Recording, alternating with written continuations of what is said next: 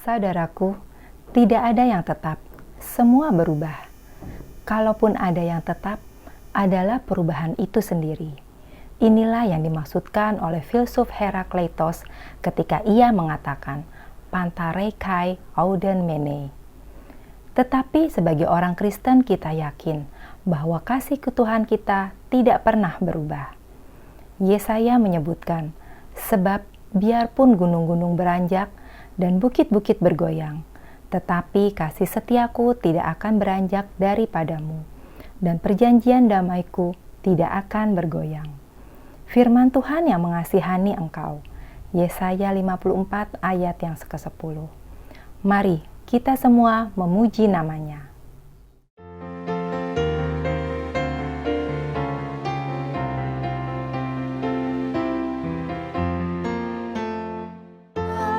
Puji dengan riang Dikau Allah yang besar, bagai bunga timasi yang hati kami pun mekar. Kabut dosa dan derita, kebimbangan telah lenyap. Sumber suka yang abadi, beri sinarmu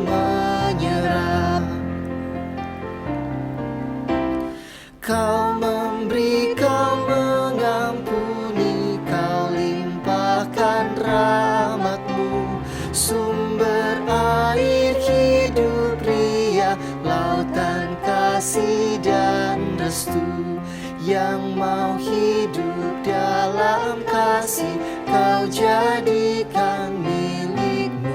Agar kami menyayangi, meneladan kasih-Mu. Semuanya yang Kau cipta memantulkan sinar-Mu.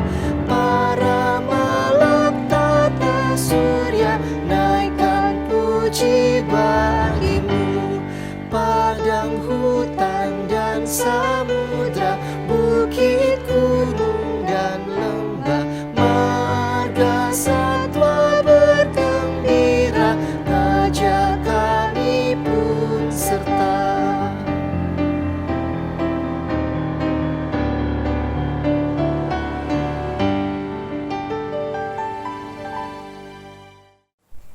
Pertolongan kita adalah dalam nama Tuhan, pencipta langit dan bumi.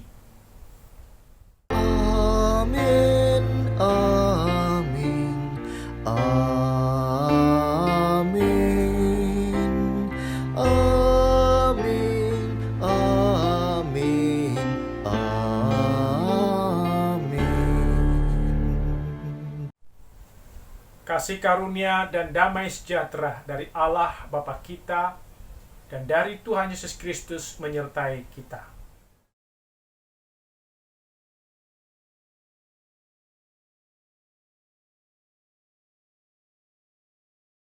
Saudaraku, selama bulan Juli 2020 ini, kita menyelenggarakan Bulan Budaya sebagai satu bentuk penghargaan akan budaya yang dimiliki oleh bangsa kita.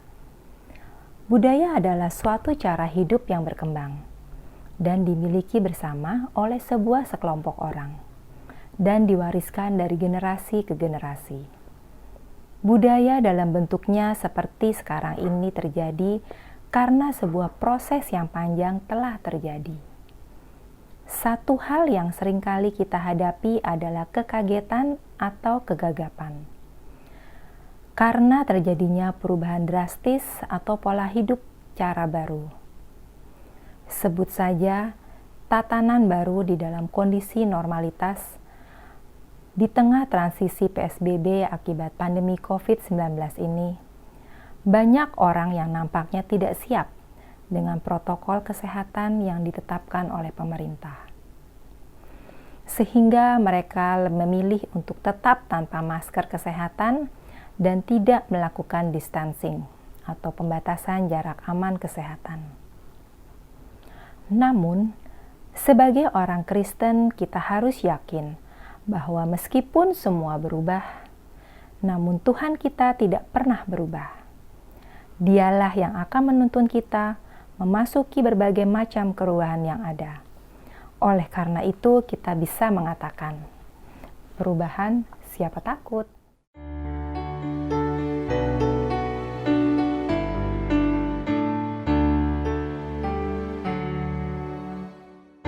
Allah ya Tuhan surya hidupku, asal kau ada yang lain tak perlu. Siang dan malam engkau ku kenal, di hadiratmu jiwaku tenang. Kaulah hikmatku, firman hidupku, kau besertaku dan ku sertamu. Engkau Bapa-Ku, aku anak-Mu. Denganmu Tuhan, ku satu penuh. Kaulah bagiku tempat berteduh, kaulah perisai dan benteng teguh. Sukacitaku kekal dalam-Mu, kuasa surgawi Engkau kuasaku. Saudaraku, mari kita berdoa. Ya Tuhan Yesus, kami bersyukur atas kesetiaan-Mu yang tidak pernah berubah untuk mengasihi kami. Akan tetapi kami harus mengakui bahwa kami seringkali gagal untuk berlaku setia padamu. Lidah, bibir, pikiran, dan perbuatan kami seringkali justru menyakiti Engkau ya Tuhan. Ya Tuhan, kami bersyukur padamu, sebab meskipun kasih dan kesetiaan-Mu itu tetap, namun Engkau selalu terbuka bagi pembaruan. Namun, kami harus mengakui bahwa kami seringkali tidak bersedia untuk melakukan pembaruan-pembaruan karena kami terlanjur merasa nyaman. Ampunilah kiranya kami ya Tuhan, ajarlah kami untuk terus bersedia mengoreksi diri dan bersedia melakukan pembaruan. Di dalam nama Tuhan Yesus Kristus kami sudah berdoa. Amin. Inilah berita anugerah bagi kita semua. Tetapi kamulah bangsa yang terpilih, imamat yang rajani, bangsa yang kudus, umat kepunyaan Allah sendiri, supaya kamu memberitakan perbuatan-perbuatan yang besar dari Dia yang telah memanggil kamu keluar dari kegelapan kepada terangnya yang ajaib.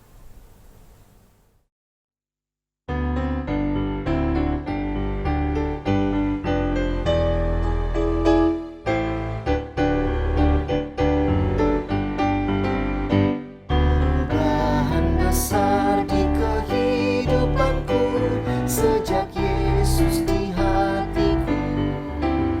Di jiwaku bersinar terang yang cerah sejak Yesus di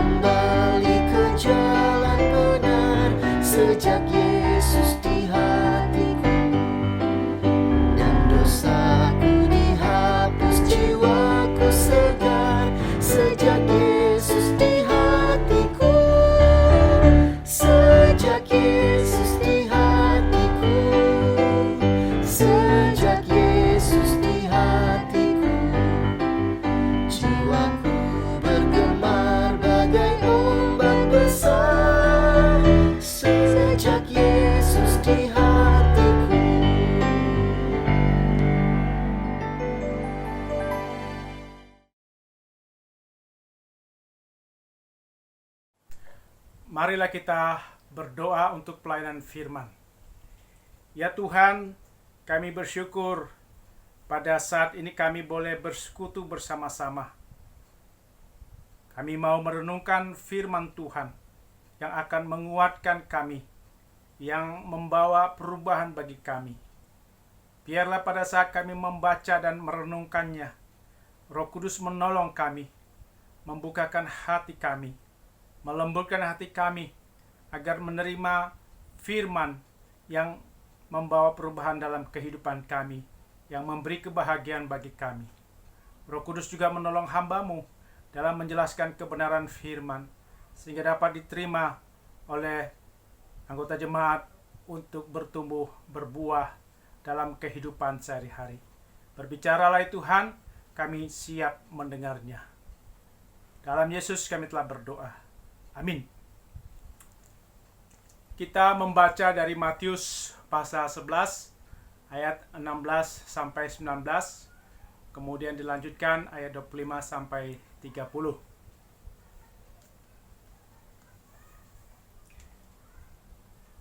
Dengan apakah akan kuumpamakan angkatan ini?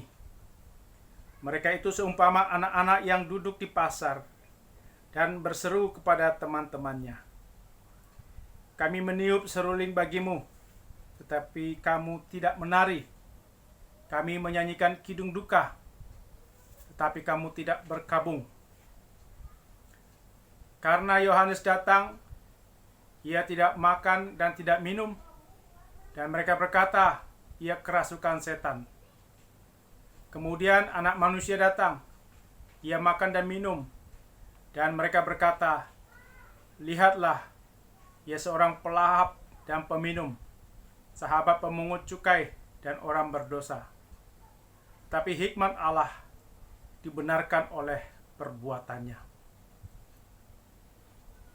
Pada waktu itu berkatalah Yesus, "Aku bersyukur kepadamu Bapa, Tuhan langit dan bumi, karena semuanya itu Engkau sembunyikan bagi orang bijak dan orang pandai, tetapi Engkau nyatakan kepada orang kecil. Ya Bapa, itulah yang berkenan kepadamu. Semua telah diserahkan kepadaku oleh Bapakku, dan tidak seorang pun mengenal anak selain Bapa, dan tidak seorang pun mengenal Bapa selain anak, dan orang yang kepadanya anak itu berkenan menyatakannya. Marilah kepadaku semua yang letih, lesu dan berbeban berat, aku akan memberikan kelegaan kepadamu. Pikulah kuk yang kupasang, dan belajarlah padaku, karena aku lemah lembut dan rendah hati, dan jiwamu akan mendapatkan ketenangan. Sebab kuk yang kupasang itu enak, dan bebanku pun ringan." Demikianlah firman Tuhan. Berbahagialah kita yang mendengar, memelihara, dan melakukannya dalam kehidupan sehari-hari. Haleluya.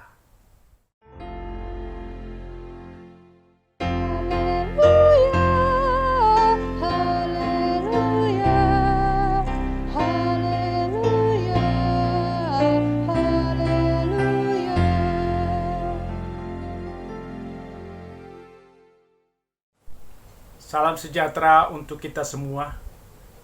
Kita berbahagia ketika terjadi perubahan dalam diri kita, dalam keluarga, dalam gereja, dalam masyarakat. Perubahan yang dimaksud bukan perubahan fisik dari rumah atau gereja, bukan perubahan tata ibadah atau teknis berdoa. Perubahan yang dimaksud adalah perubahan dalam melakukan kehendak Allah. Saat ini pemerintah mengajak masyarakat untuk melakukan kebiasaan pola hidup baru atau new normal dalam menjalani hidup di masa pandemi COVID-19. New normal adalah pola hidup baru, membudayakan cara-cara hidup yang baru dengan menjaga jarak, menghindari kerumunan, menjaga pola hidup sehat, pola makan sehat untuk memperkuat antibodi, mencuci tangan hingga menggunakan masker saat beraktivitas. Konsep pola hidup baru perlu disosialisasi terus-menerus agar masyarakat siap menjalani kehidupan ketika PSBB makin dilonggarkan. Pola hidup baru ini harus dijalani sampai ditemukan vaksin atau obat yang efektif untuk menangani COVID-19. New normal adalah ajakan untuk tidak menyerah, kembali produktif dengan melakukan berbagai aktivitas, usaha bisnis, dan pekerjaan lain yang produktif, tapi dengan menerapkan protokol COVID yang ketat. Dalam masa pandemi COVID-19 ini, hati kita mau berani beraktivitas di kantor, di mal, di gereja, di perusahaan, atau usaha bisnis, agar ekonomi makin hidup dan masyarakat makin bersemangat. Tapi kenyataannya banyak orang yang hanya di rumah saja, tidak berani beraktivitas di luar. Karena di rumah sudah lama ada yang stres. Hati dan pikiran maunya tenang, damai, tapi kenyataan sehari-hari stres, marah-marah, kesal, bosan, dan lain-lain. Ada orang di dalam hatinya bertekad olahraga setiap hari, berjemur pagi hari, agar kekebalan tubuhnya makin meningkat. Tapi perilaku sehari-hari, bangun kesiangan, malas olahraga, sibuk dengan tugas lain, dan sibuk dengan kesenangan sendiri. Ada orang mau ke tempat kerja, dalam hati pikirannya mau menjaga jarak, tapi kenyataannya begitu bertemu teman lama, berpelukan, cipika-cipiki, tidak jadi jaga jarak. Dalam hati dan pikiran mau ketat memakai masker, tapi kenyataannya masker tidak dipakai. Ternyata berubah atau beradaptasi untuk memasuki new normal yang ketat tidak mudah. Dalam hati pikiran mau melakukan yang baik dan benar, tapi tindakan sehari-hari yang lain dilakukan.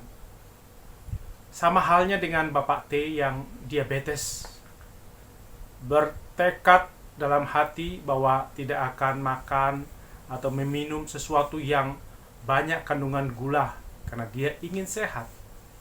Tapi kenyataan sehari-hari tetap saja makan, minum yang banyak kandungan gula. Akibatnya penyakit diabetes makin parah. Berubah sesuai hati pikiran yang baik ternyata tidak mudah. Paulus sebelum bertobat juga mengalami kesulitan untuk berubah. Dalam hati, Paulus tahu apa yang baik dan benar sesuai kehendak Allah. Tapi dalam kehidupan sehari-hari, ia membenci orang yang berbeda agama dengan dirinya. Ia menindas orang yang berbeda imannya. Inilah yang dimaksud Paulus. Kehendak baik manusia sering dikalahkan oleh kuasa dosa. Dosa berhasil menaklukkan manusia sehingga manusia mati. Dalam arti berhenti berbuat baik, berbuat benar, berbuat kasih, berbuat damai dan adil, dan lain-lainnya. Hati manusia ingin melakukan kehendak Allah, tapi dosa mempertentangkan dengan kehendak manusia. Ahli Taurat, Farisi, Rabi Yahudi, dan pemimpin Yahudi mengetahui panjang lebar tentang hukum Taurat, tapi karena hati dikuasai dosa, maka mereka berhenti berbuat baik, berbuat kasih, damai, adil, dan lain-lain. Mereka malah memeras umat dengan aturan Taurat yang membebani umat, seperti aturan hewan kurban. Sertifikat cacat atau tidak dari hewan kurban ada di tangan petugas bait Allah. Hewan yang dikatakan cacat tidak bisa dipersembahkan. Hewan itu dijual umat dengan harga murah kepada petugas, dan umat membeli dengan harga mahal domba yang sudah diberi sertifikat tidak cacat. Hukum Taurat itu mestinya menjadi alat Allah untuk menyelamatkan manusia. Hukum Taurat bukan alat dari dosa. Melalui hukum Taurat kita tahu mana yang sesuai kehendak Allah, mana yang bukan kehendak Allah. Tapi karena ahli Taurat, Farisi, Rabi Yahudi, dan pemimpin Yahudi dikuasai dosa, maka hukum Taurat dipakai menjadi alat dosa. Dengan menggunakan hukum Taurat untuk menghakimi, menilai, menghukum, menyingkirkan orang-orang berdosa seperti pemungut cukai, orang-orang berdosa, orang sakit, orang miskin, dan orang lemah. Hukum Taurat dipakai ahli Taurat, Farisi, Rabi Yahudi, dan pemimpin Yahudi menjadi alat menuduh Yesus sesat dan menyiksa Yesus dan membunuh Yesus di salib. Tubuh manusia yang diciptakan Allah lengkap dengan nafas kehidupan, hati, jiwa, dan pikiran itu yang sangat baik. Yang menjadi persoalan ketika kuasa dosa menguasai hati, jiwa, dan pikiran manusia, maka apa yang diciptakan Allah baik menjadi rusak. Gambar Allah, karakter Allah dalam manusia menjadi rusak. Dosa itu sudah ada sejak dalam kandungan. Makin dewasa, makin terasa dosa mengendalikan tubuh, hati, jiwa, dan pikiran manusia. Karena itu Paulus mengatakan, agar orang beriman jangan menurut kemauan daging. Galatia 5 ayat 6 dan Roma 13 ayat 14. Karena daging dikuasai oleh dosa, bukan dikuasai oleh Roh Kudus dan firman Tuhan. Manusia tahu apa yang baik dan ingin melakukannya, tapi dalam kehidupan sehari-hari tidak melakukannya. Manusia tahu apa yang jahat, tidak ingin dilakukan, tapi kenyataannya yang jahat itu dilakukan. Pribadi yang terpecah, dua pribadi yang berbeda dalam satu tubuh. Ada orang frustasi terhadap dirinya karena ia tahu yang baik, namun yang buruk dan jahat yang dilakukannya. Dalam pengakuan dosa, kita selalu membenci dosa. Tapi dalam kehidupan sehari-hari, dosa yang dibenci itu yang kita lakukan. Ada orang berpendapat, semakin sering membaca firman Tuhan, akan semakin bisa mengalahkan dosa. Tapi kenyataan tidak seperti itu. Makin sering membaca firman Tuhan, perilaku dosa masih terus menguasai orang tersebut. Karena itu yang penting bukan sekedar tahu firman Tuhan, tapi melatih perbuatan-perbuatan yang Yesus sudah lakukan. Hati Petrus maunya tidak akan menyangkal Yesus. Matius 26 ayat 35. Tapi karena situasi, masalah ketakutan yang dihadapinya, kemauan yang baik tidak dilakukan Petrus. Akhirnya Petrus menyangkal untuk mengenal Yesus. Kemauan manusia tanpa dikuatkan oleh Kristus, tanpa Roh Kudus, akan hancur. Hanya Yesus yang tahu masalah manusia, dan Yesus bisa memperbaiki, memperbaharui, dan menolong. Hukum Allah tidak cukup hanya disukai oleh batin, tapi harus menjadi tindakan nyata, tindakan yang bermanfaat bagi diri sendiri, bagi sesama, serta lingkungan hidup. Dan perbuatan itu tentu berguna untuk kemuliaan Allah. Hukum Allah adalah hukum yang dilakukan manusia dalam hidup sehari-hari. Roma 10 ayat 15, Roma 10 ayat 5. Orang yang melakukannya akan hidup karenanya. Roh Kudus memperbaharui batin dan tubuh agar menang atas dosa. Dosa adalah kuasa yang membuat manusia menyerahkan hidupnya pada maut, kematian. Kuasa Allah memberi ketaatan pada manusia dan hidup melakukan yang baik, benar, kasih, damai, adil, dan lain-lain. Manusia yang pasif adalah manusia yang membiarkan kuasa dosa menguasai dirinya dan membawa pada maut. Manusia yang memberontak terhadap dosa adalah manusia yang berseru pada Allah minta diselamatkan dari sengsara dosa. Manusia berteriak dalam derita karena kalah pada dosa. Ia menjadi lesu. Tubuh maut adalah tubuh yang dikuasai dosa dan mendatangkan hukum maut, tidak mendapatkan kekekalan. Orang yang berteriak putus asa karena tidak bisa mengalahkan dosa, yang letih lesu di dalam dosa dan berbeban berat, maka ia datang pada Yesus. Matius 11 ayat 28. Hanya Yesus yang bisa melepaskan kuasa dosa dari tubuh maut dan dituntun oleh Roh Kudus. Yesus memberi kuasa. Di dalam Yesus, manusia bisa melakukan kehendak Allah. Manusia bisa melakukan kebaikan seperti Yesus. Orang di dalam Yesus dikuasai Roh Kudus, maka ia hidup dalam kemenangan atas dosa. Dalam Yesus kita diberi kelegaan dan kesegaran.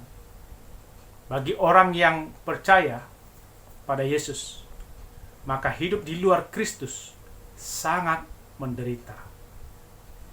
Hidup yang mengandalkan hukum Taurat, aturan ibadah, seperti hidup yang diatur ahli Taurat Farisi. Hidup tanpa kuasa Yesus adalah hidup yang berbeban berat, letih dan lesu. Galatia 2 ayat 20. Aku hidup, tapi bukan lagi aku sendiri yang hidup, melainkan Kristus yang hidup di dalam aku. Dan hidupku yang kuhidupi sekarang di dalam daging adalah hidup oleh iman dalam Anak Allah yang telah mengasihi aku dan menyerahkan dirinya untuk aku. Berubah menurut Galatia 2 ayat 20 berarti bukan lagi aku sendiri yang hidup, melainkan Kristus yang hidup dalam hati dan tubuh kita. Seperti nyanyian sekolah minggu, hidupku bukannya aku lagi, tapi Yesus dalamku. Hidupku bukannya aku lagi, tapi Yesus dalamku. Hidupku bukannya aku lagi, tapi Yesus dalamku. Yesus hidup, Yesus hidup dalamku. Hidupku bukannya aku lagi, tapi Yesus dalamku. Orang yang keras hati tidak membiarkan Yesus hidup dalam hati dan tubuhnya. Kisah dalam Matius 11 ayat 16-30 dijelaskan bahwa orang yang keras hati tidak mau menerima panggilan Tuhan. Orang yang keras hati seperti orang Yahudi hanya mau menilai hidup orang lain, menghakimi Yohanes dan Yesus. Mereka menolak mengikuti Yohanes dan Yesus karena cara berpikir yang salah, sehingga menilai secara salah perilaku Yesus dan Yesus, Yohanes dan Yesus. Banyak orang tidak mengikut Yesus dan mengkritik Yesus, ajaran Yesus, dan cara hidup Yesus. Namun kritikannya tidak mendalami makna yang sesungguhnya. Mereka tidak mendalami hikmat Allah yang ada dalam Yohanes dan dalam Yesus. Orang tidak mau bertobat atau berubah dan mengikut Yesus karena tidak membuka hati pada Yesus. Mereka keras hati karena ada kesombongan. bahwa agama mereka lebih baik, lebih mulia. Apalagi orang yang suka mengkafirkan ajaran Kristus, makin keras hati. Orang yang keras hati, sombong, merasa paling pintar, merasa paling benar, paling suci, maka hikmat Tuhan, kebenaran Tuhan tersembunyi.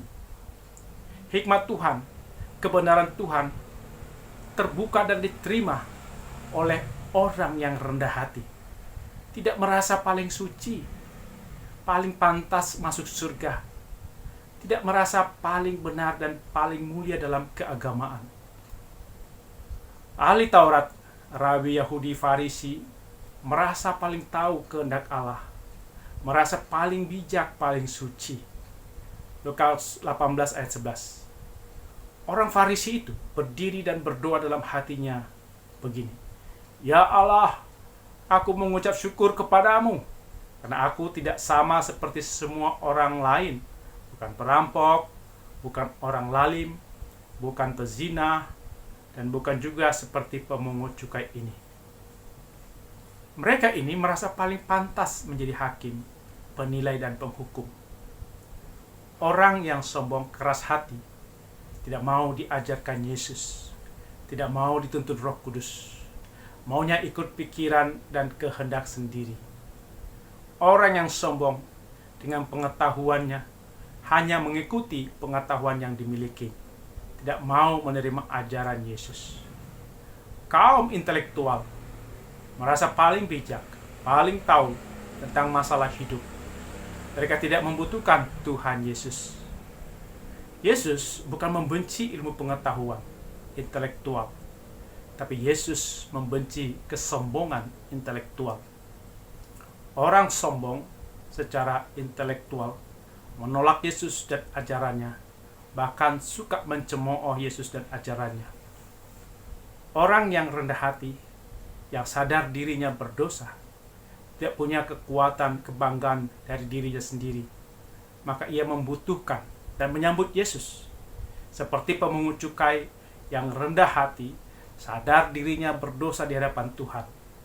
Lukas 18 ayat 13. Tetapi pemungut cukai itu berdiri jauh-jauh, bahkan ia tidak berani menengadah ke langit, melainkan ia memukul diri dan berkata, "Ya Allah, kasihanilah aku orang berdosa ini."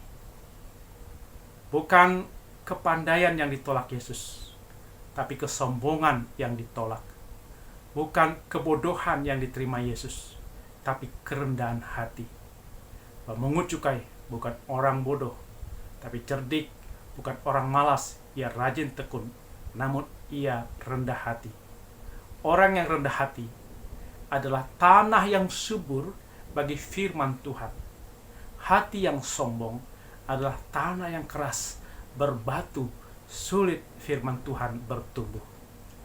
Orang yang bijaksana tapi tidak rendah hati, tidak sederhana, tidak murni hatinya seperti anak kecil, tidak akan berubah dan percaya pada Tuhan Yesus. Orang yang sederhana, yang rendah hati, mudah percaya pada Allah dan kehendaknya. Seorang ibu R yang sederhana tapi murni hatinya, sangat dekat pada Allah, sangat bergantung pada Allah. Dibanding Bapak P yang merasa paling bijak, paling tahu, tidak dekat dengan Allah, tidak bergantung pada Tuhan. Bapak P jarang berdoa, jarang mendalami firman Tuhan, jarang melakukan apa yang baik dan benar menurut firman Tuhan. Kerjanya mencari uang dan bergaul dengan teman-temannya. Ibu R, setiap ada pergumulan, ia mencari kekuatan dalam ibadah, doa, merenungkan kebenaran Tuhan. Mengapa Ibu R bisa seperti itu? Karena ia rendah hati, sangat membutuhkan Tuhan Yesus. Bapak P tidak terlalu membutuhkan Tuhan. Dia hanya fokus mencari uang, mencari materi, mencari pengetahuan dunia untuk mendapatkan uang dan materi. Orang yang rendah hati adalah orang yang mau melakukan kebenaran Tuhan. Seperti seorang pendamai yang suka mendamaikan dua orang yang bertengkar. Ketika ada pandemi, Ternyata ada orang yang sederhana yang rela menjadi relawan untuk memakamkan orang yang korban COVID. Ada orang yang menjadi relawan mencegah orang berdekatan agar tidak tertular. Ada yang mendorong orang untuk menggunakan masker. Walau yang didorong itu marah-marah. Orang yang sederhana dan rendah hati mau melakukan kebenaran Tuhan, mau melakukan kasih, mau melakukan perdamaian. Orang seperti inilah yang menerima firman Tuhan dalam hidupnya untuk dilakukan. Kepada orang yang rendah hati, Yesus akan memperlihatkan sifat Allah dan firman-Nya. Yohanes 14 ayat 9. Barang siapa telah melihat aku, ia telah melihat Bapa.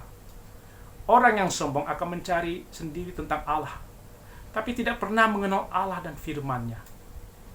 Hanya mengenal Allah menurut pandangannya sendiri, bukan mengenal Allah sesuai kehendak Allah. Orang yang belajar sendiri tentang Allah hanya mengenal Allah menurutnya sendiri. Tidak seorang pun mengenal Allah Bapa, hanya melalui Anak Yesus Kristus.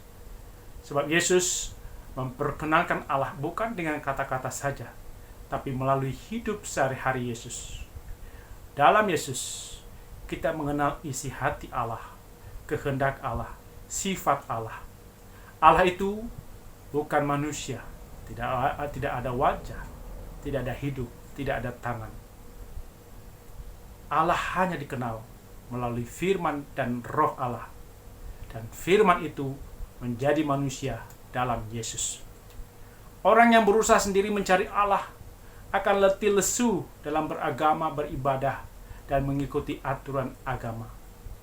Lelah, lesu, karena hatinya kosong, hampa, tidak ada penggerak spirit dari roh Allah. Orang yang mencari Allah dengan usaha sendiri, dengan amal perbuatan baik, ternyata tidak mampu memenuhi syarat masuk surga. Sudah rajin melakukan ibadah dan berbuat amal, dosa di hatinya tetap saja ada. Mencari Allah dengan usaha sendiri itu mustahil menurut Yesus. Pasti membuat orang putus asa, letih, lesu. Karena itulah Yesus berkata, marilah kepadaku yang letih, lesu, dan berbeban berat. Pakai kuk atau aturan yang dari Yesus. Aturan dari Yesus itu enak dan pas. Kuk dari Yesus adalah aturan mengasihi Allah dengan tulus, mengasihi sesama dengan tulus. Aturan Yesus itu enak, melegakan. Kalau ada orang yang sakit di hari Sabat, bisa ditolong. Karena menolong orang yang sakit, yang lemah, sama dengan menolong dan mengasihi Allah. Hidup yang diperbaharui Yesus adalah hidup yang melegakan dan memberikan ketenangan. Ketenangan karena kasih dan taat kepada kehendak Allah. Pengharapan pada pertolongan Tuhan. Kalau hati sudah diperintah Yesus, maka kita dengan senang melakukan kehendak Tuhan. Kasih pada Allah menjadikan semua beban ringan. Dalam masa new normal, kita rela hidup bagi Yesus. Kalau kita mengasihi sesama dengan menggunakan protokol kesehatan secara ketat, kita berubah cara hidup yang benar, yang baik, dan bermanfaat dengan pola hidup yang sederhana, rendah hati, mau menggunakan kuk yang enak dan pas dari Yesus. Selamat kita berubah. Amin.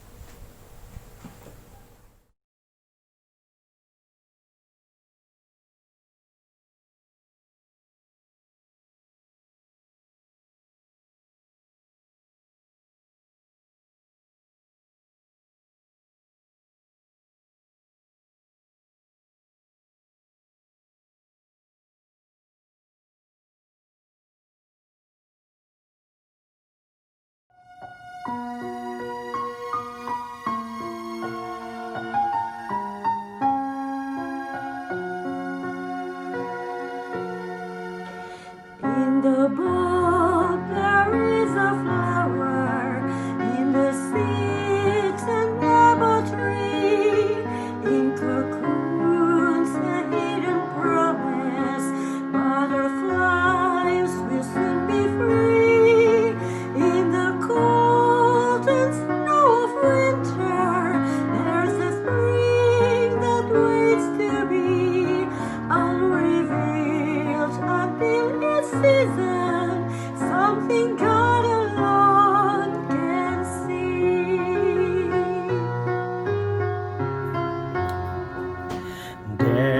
song in every silence, seeking word and melody. There's a dawn in every darkness, bringing hope to you and me. From the past will come the futures, what it holds a mystery, unrevealed until its season, something God alone can see.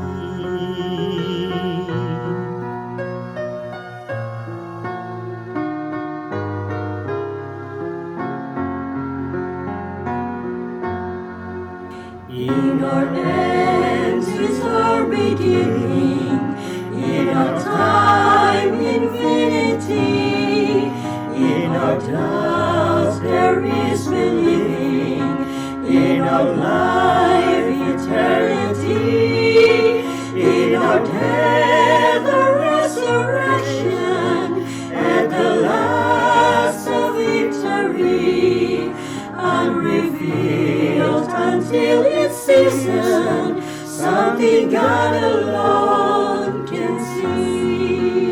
Unrevealed until its season, something God alone can see.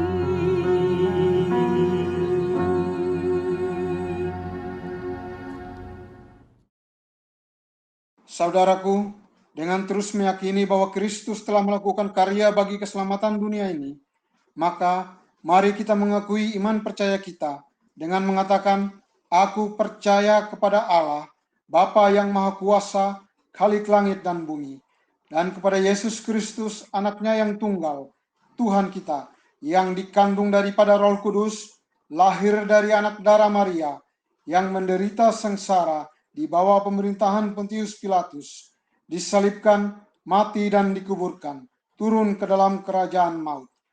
Pada hari yang ketiga, bangkit pula dari antara orang mati, naik ke sorga, duduk di sebelah kanan Allah, Bapa yang Maha Kuasa, dan dari sana Ia akan datang untuk menghakimi orang yang hidup dan yang mati. Aku percaya kepada Roh Kudus, gereja yang kudus dan am, persekutuan orang kudus, pengampunan dosa, kebangkitan orang mati, dan hidup yang kekal. Amin.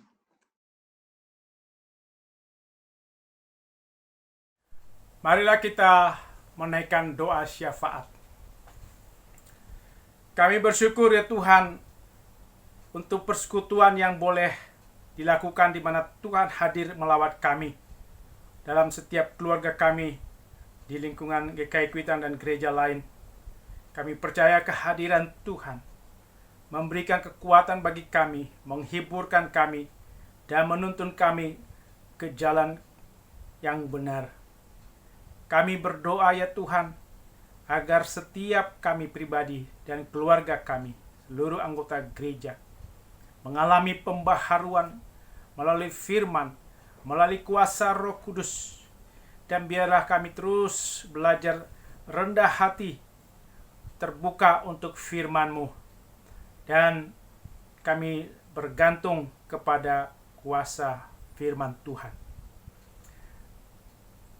Biarlah dalam menghadapi masa COVID ini, kami terus mengalami perubahan dalam mengikuti rencana ke depan masuk dalam masa new normal.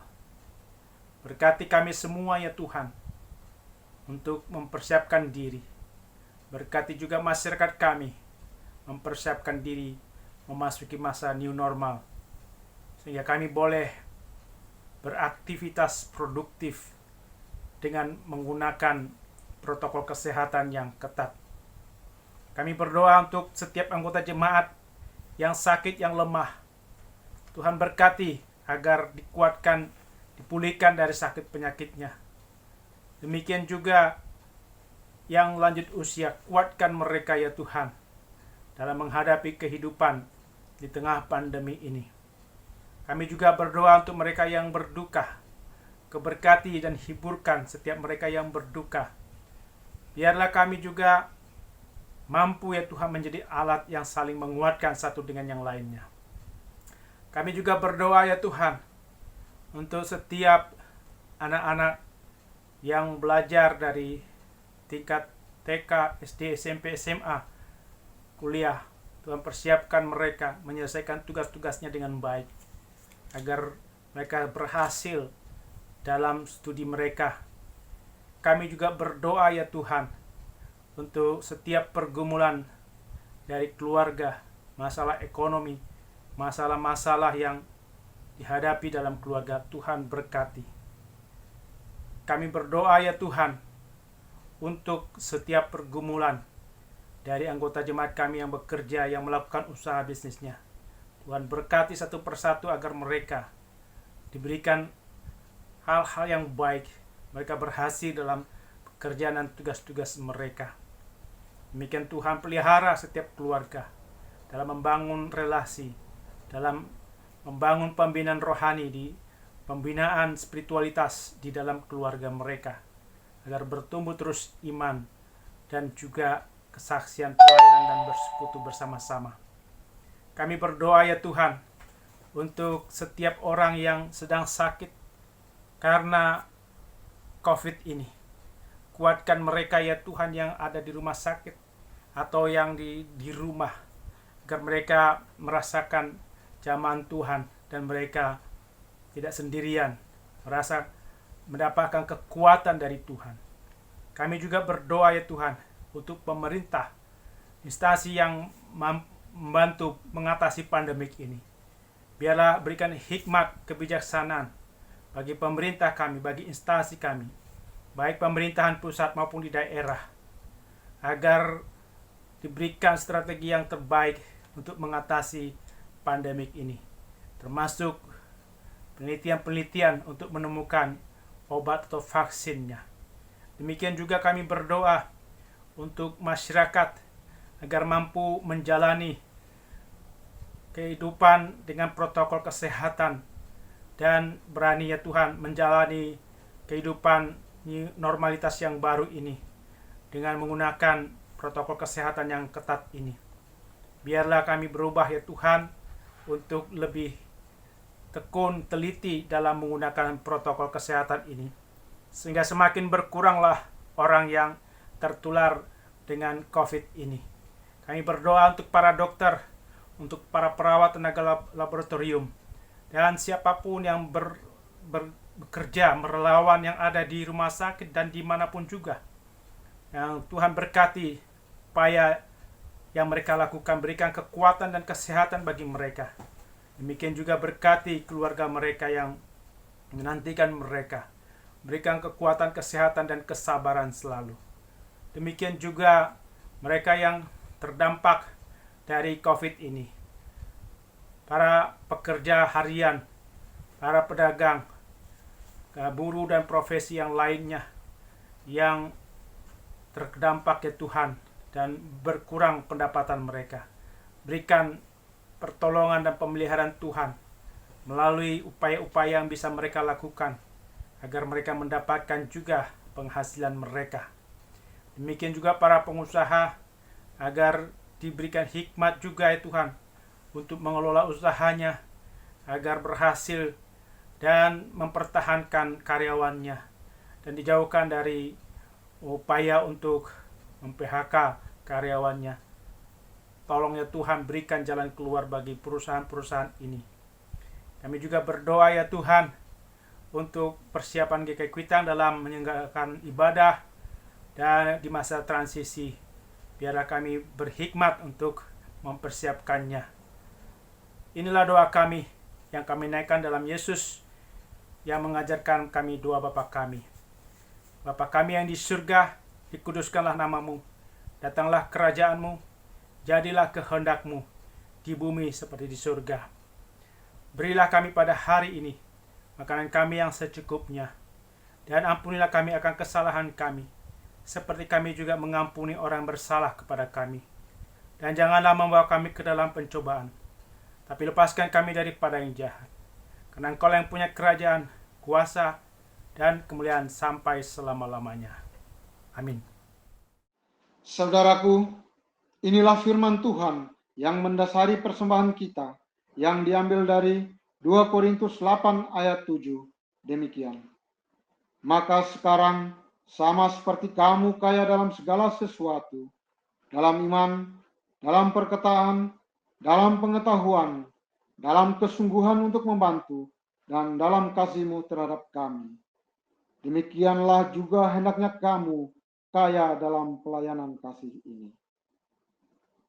Persembahan dapat dimasukkan dalam amplop untuk diserahkan ke kantor gereja atau ditransfer ke rekening gereja yang ada di Bank Mandiri, Bank BNI, Bank BCA, dan Bank Artagraha. Nyanyian persembahan diambil dari PKJ 147 ayat 1 dan 2. Di sini aku bawa Tuhan.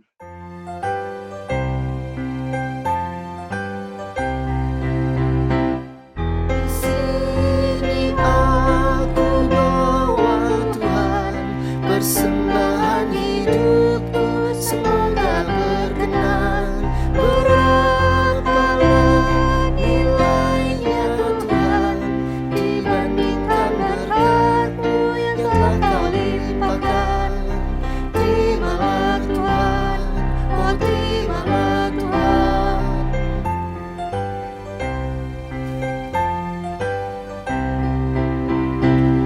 Tanahku yang kecil ya Tuhan, belum mencari makan sendiri ya Tuhan. Terimalah hatiku Tuhan, menjadi persembahan yang Tuhan berkenan.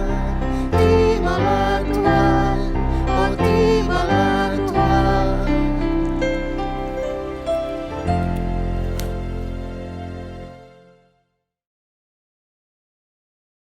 Mari kita berdoa. Segala ungkapan syukur hanya kepadamu ya Bapa di sorga. Oleh karena kasih karunia dan berkat yang boleh selalu kami terima dan kami nikmati hingga saat ini. Kami tahu dan percaya semua berkat yang kami peroleh itu karena semata-mata kemurahan-Mu ya Tuhan di dalam kehidupan kami. Untuk itu ya Bapa di sorga, sebagai bukti ungkapan syukur kami kepadamu, saat ini kami memberikan persembahan, kuduskan dan terimalah persembahan kami ya Tuhan. Agar kiranya persembahan kami boleh menjadi berkat untuk pelayanan-Mu dimanapun persembahan ini diperuntukkan dan digunakan. Dan ajarkanlah kepada kami terus ya Tuhan, untuk senantiasa mengucap syukur dalam segala hal kepadamu. Di dalam nama Tuhan Yesus kami berdoa. Amin. Saudara-saudara, kita hidup dengan senantiasa memasuki proses melalui tahap demi tahapan. Beranjak dari tahapan yang satu ke tahapan berikutnya. Kita selalu menjumpai perubahan. Untuk itu dibutuhkan adaptasi seperlunya. Oleh karena itu, mari kita memasuki perubahan itu dengan keyakinan bahwa Tuhan yang tidak pernah berubah akan senantiasa menuntun langkah kita.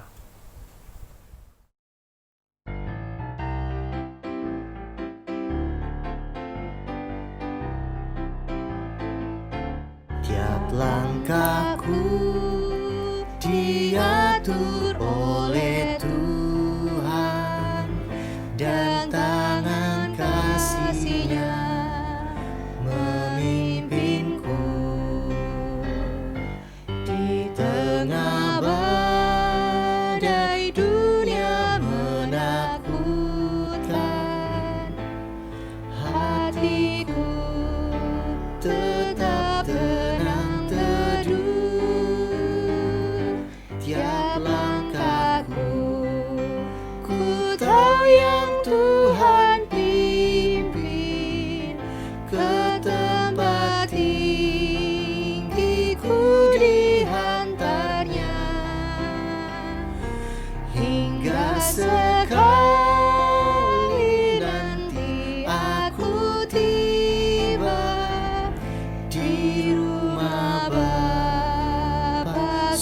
surga yang bakal.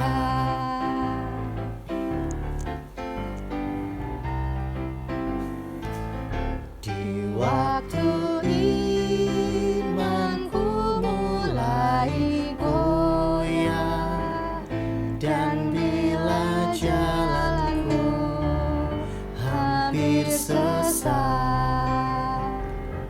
ku pandang Tuhanku penebus dosa. Ku teguh sebab Dia dekat.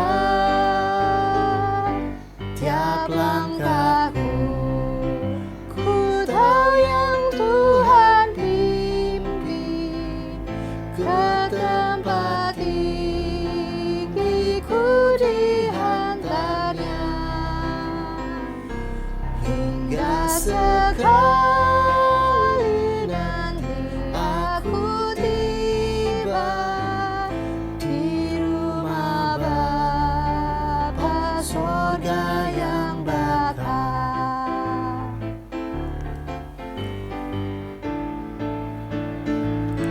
Di dalam Tuhan saja harapanku,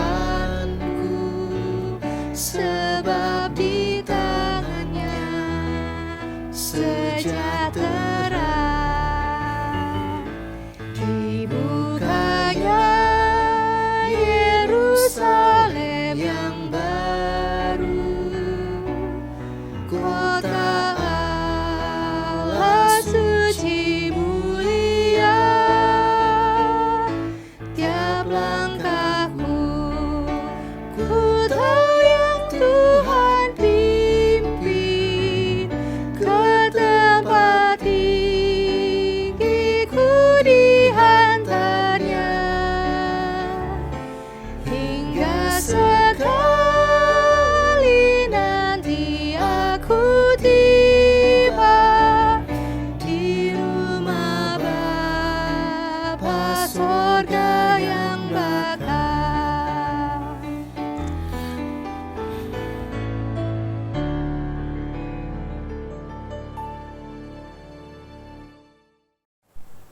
Kita diutus untuk menjadi saksi Tuhan, dan kita menerima berkat dari Tuhan. Terimalah berkat dari Tuhan. Damai sejahtera Allah yang melampaui segala akal akan memelihara hati dan pikiranmu dalam Kristus Yesus. Amin.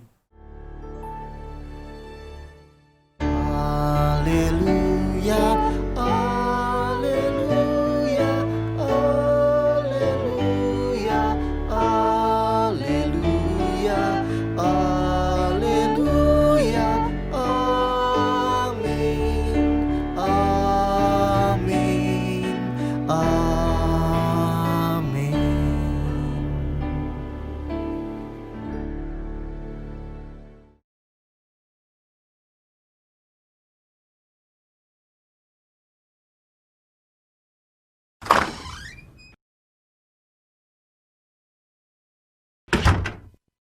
Saudaraku, mungkin Anda termasuk orang yang bertanya, mengapa kita belum beribadah di gereja? Kan mal sudah buka. Kan pemerintah sudah mengizinkan untuk beribadah. Kan di tempat lain sudah melakukan ibadah. Kan kantor-kantor sudah buka dan beroperasi. Sabar sebentar. Majelis Jemaat GKI Kuitang melalui tim yang dibentuk sedang mempersiapkan sarana dan prasarana agar kita benar-benar siap untuk melaksanakan kegiatan onsite di gereja. Kita harus mendukung pemerintah memerangi COVID-19. Jangan sampai gereja kita menjadi klaster baru penyebaran. Kita perlu ingat bahwa pada saat dibolehkan kebaktian di gereja, ternyata tidak semua orang boleh hadir di gereja. Betul. Hanya yang berusia 15 sampai dengan 60 tahun. Itu pun harus dengan kesehatan yang baik dan tidak memiliki riwayat penyakit seperti diabetes, asma, dan lain-lain. Kita harus tetap melakukan protokol kesehatan seperti yang ditetapkan oleh pemerintah. Tetap cuci tangan, pakai masker, dan physical distancing, menjaga jarak dengan orang lain. Dengan physical distancing, berarti kapasitas ruangan kita juga terbatas, bukan? Dan majelis jemaat tetap rindu untuk dapat melayani saudara semua, sehingga diperlukan sarana online yang lebih memadai. Dalam rangka itu semua, maka majelis jemaat perlu mempersiapkan sarana dan prasarananya. Semuanya ini membutuhkan waktu, sehingga betul-betul menjadi siap. Oleh karena itu, bersabar ya. Mungkin saudara berpikir, berarti gereja menjadi area terbatas ya? Itulah kondisi yang memang akan terjadi dalam era yang disebut dengan new normal, atau normalitas yang baru, atau tatanan baru. Kita semua perlu menyesuaikan diri atau beradaptasi agar dapat melalui pandemi ini. Ingat, sahabat yang lalu situasi yang mirip juga pernah terjadi. Benar, pandemi influenza atau flu Spanyol di tahun 1918 dan dapat dilalui dengan baik. Oleh karena itu, meskipun saudara sudah rindu datang ke gereja, tahan diri dulu, bersabar agar gereja dan kita semua siap untuk beribadah kembali di gereja. Tetap stay at home. Stay healthy, Tetap jaga iman. Jaga pikiran agar tetap positif. Dan kita terus berdoa agar dapat segera ditemukan vaksin COVID-19 dan obat untuk menangkalnya. Tuhan Yesus memberkati.